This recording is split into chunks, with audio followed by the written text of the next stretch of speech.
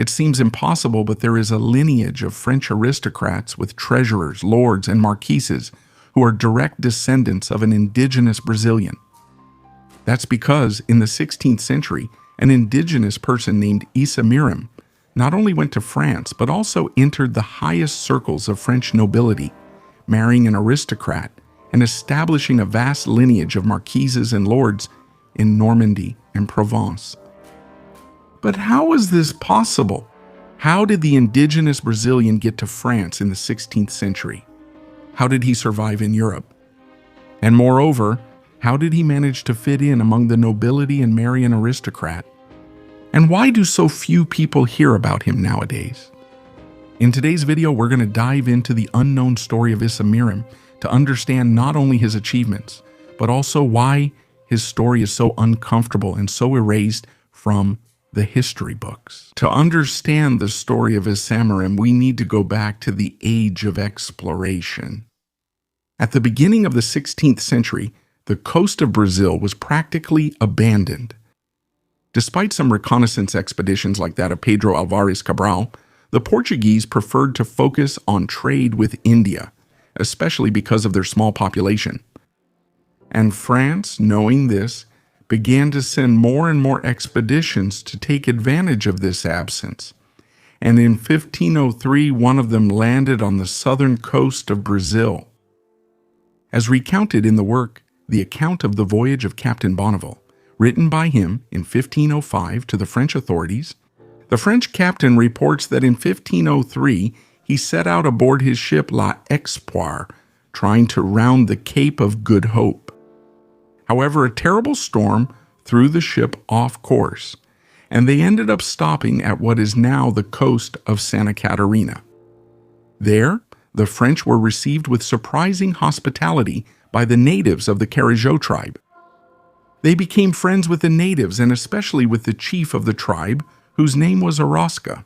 The French agreed to exchange goods for Brazil wood and also to take two natives to France, one about 40 years old named Namua, and another younger one, about 14 years old, named Esomeric, who was the son of the indigenous chief. Esomeric is probably the French version of Issamirim, which means little chief. The agreement was quite simple.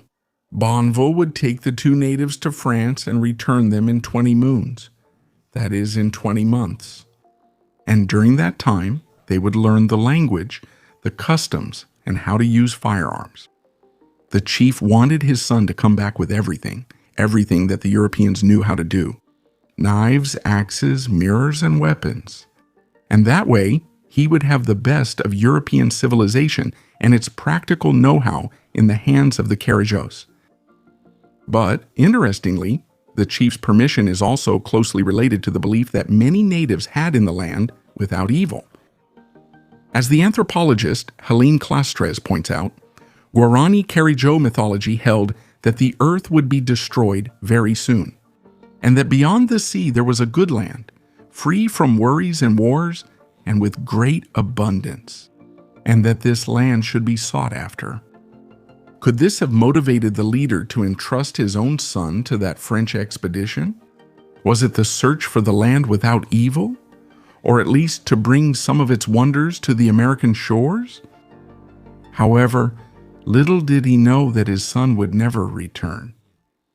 And already on the return trip to France, a disaster strikes the crew. Still in South American waters, a scurvy outbreak struck the vessel. Namua did not survive and died in the middle of the Atlantic, hastily baptized before passing away. The young Issamirim was also about to die when Bonneville personally baptized him and became his godfather. But, curiously, after the baptism, the young man ended up recovering from the illness and escaping death. The French, continuing their journey along the Brazilian coast, encountered Indians who were very different from the hospitable Carijós. In his writings, while he gives great praise to the Carijós, Bonneville calls these other Indians rude, naked, and cruel man-eaters, probably referring to the Tamoyos Tupinambas, or Tupinicans, and leaving Brazil, crossing the ocean, and already arriving in foreign waters, Gonneville's ship is attacked by pirates who loot the vessel and kill many of his crew. And as if that weren't enough, the entire ship is still lost, running aground in the middle of a coral reef. Thus, along with the ship, which was already very valuable, a large part of the shipments of Brazil wood that Gonneville had managed to obtain are also lost. In this way, the Frenchman finds himself ruined. Gonneville is unable to convince anyone to undertake a new voyage to Brazil after such a traumatic experience. And so he soon finds himself unable to return to bring the 14-year-old indigenous boy back to the Carijó tribe, despite having promised to return in 20 months. And all of this is recounted in his memoirs with great sorrow. Thus, to compensate the young native, the captain adopts him as his son. And since Captain Gonneville had no children, this young man ends up becoming his only heir. And beyond that, the captain soon arranges for him to marry a French relative.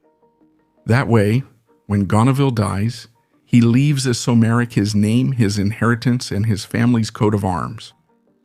And Esomeric, now called Binot, lives a long life in Normandy until he dies at an old age, over 95 years old.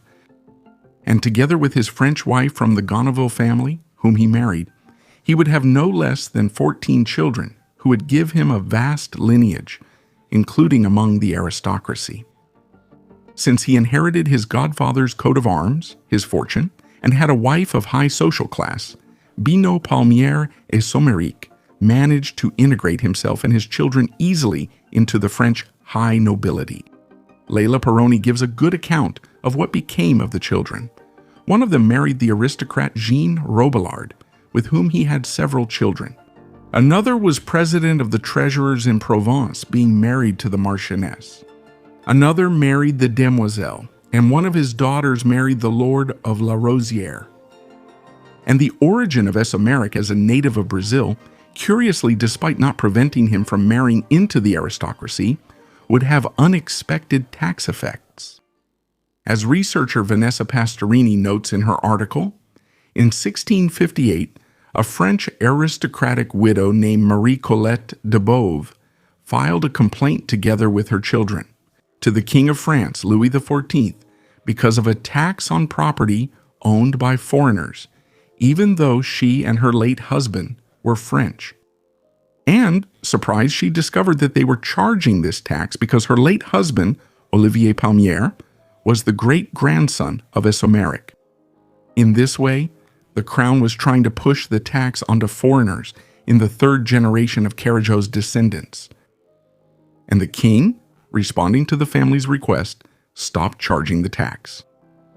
But the story of Esomeric would become more famous in the mid-17th century, with another great-grandson of his named Jean Palmière de Courtony, who had become an abbot and canon of the Cathedral of Lisieux in France, being extremely well connected in the European courts. In 1663, he published a memorandum that he had sent to Pope Alexander VII, in which he told the story of his great-grandfather and advocated for the French right to the southern lands. And, although he did not secure that claim, the documentation sent to the Pope helped to outline Esomeric's genealogy more clearly. In fact, Esomeric was not the only indigenous person present in Europe. Lisbon was full of natives from Brazil, whether brought as domestic slaves at first, joining the Jesuit order, or even marrying Portuguese people, with a great deal of integration taking place in Lisbon. In fact, the Marquis of Pombal himself, who was the right-hand man of King Joseph I, was descended from a native of Brazil, the indigenous woman Muira Ubi. In the Netherlands, there were also some, like Pedro Poti, who lived in the Netherlands before helping the Dutch conquer the Northeast, and others who were taken to France to promote Brazil, such as at the iconic Brazilian festival in Rouen. However, Esomeric over time would not only be forgotten, but also hidden and even attacked in Norman historiography. The writer, Jacques Lévesque de Pont-Raro Arte, published a book in which he accused Abbe Palmiers, in the 17th century of forgery, Ficar a história sobre seu antepassado, saying that Binot was not the native Carijó, but rather the radical Huguenot who had sacked Lisieux in 1562. However, historians like Jean-Pierre Chalin and Michel Molat soon set out to refute his thesis, proving the existence of Esomeric through other contemporary sources. As Professor Leila Perron-Moises rightly points out, Pont Raro Arte's attempt to erase Esomeric from history was because his story was considered too beautiful. In Essomeric's story, it's possible to see a European like Gonneville, who had a good relationship with the native Brazilian, and, according to his own letters, he found himself unable to fulfill his promise to return him, instead inserting him into the French aristocracy, where he would have many descendants. In the same way, we can see, for example, the Portuguese man who had a great friendship with the Indians and fought by their side, or Geronimo de Albuquerque, who established one of the most prosperous alliances with the indigenous people of Brazil. The fact that there are examples of some harmony leads to an attempt to erase these figures, making them completely unknown to the public because they undermine the image of the European as a villain and the indigenous person as a victim. But the fact is that Esomeric not only existed, but also has a story of his own, and his existence demonstrates the grandeur and complexity of many relationships between natives and Europeans during the age of exploration. And you? Did you know the story of Esomeric? What surprised you the most? So go ahead and leave your comment now to support our work. And if the story of the native Carijó surprised you, imagine having access to entire episodes about characters just as forgotten as him, which is possible by becoming a member of the channel right now.